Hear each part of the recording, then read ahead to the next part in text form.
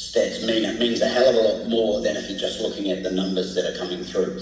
So you're never looking at any of the numbers in isolation, you're always looking at it to see how it interacts with the rest of the data. So the objective, as I've told the partners, it's 500 a month.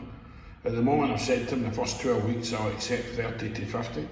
I've told them I'm going to evaluate it every single day and send them a summary report based upon the back end stats that I'm going to see. That's how analytics data for the website and from the Google Ads keyword search and the negative words and the positive words and what's working and what isn't, even right down to the logistics, and then starting to broaden the logistics globally, because there's two objectives here. One is to be positioning ourselves to be the market leader for partnership working with Kilimanjaro trips and Everest Base Camp trips, but it's also to give people an experience that's better than any other. But at the same time, I've said to them about communication strategy.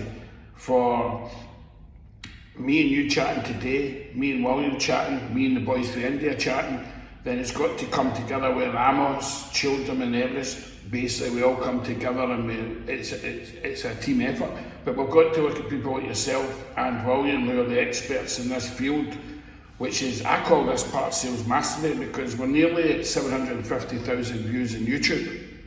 Now, we need to incorporate that into the podcast in Dubai, into what we're doing here, so that we can start to tell the stories through the podcast.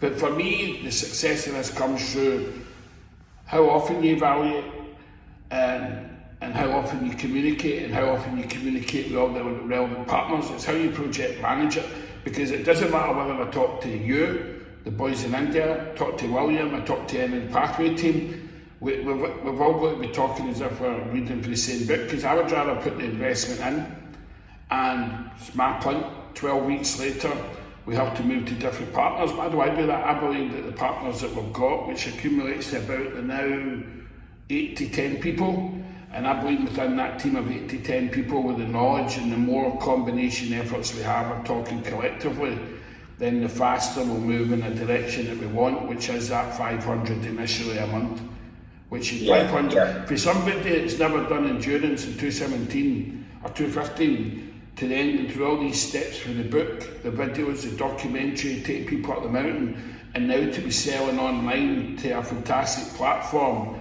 that says what we do on the tin.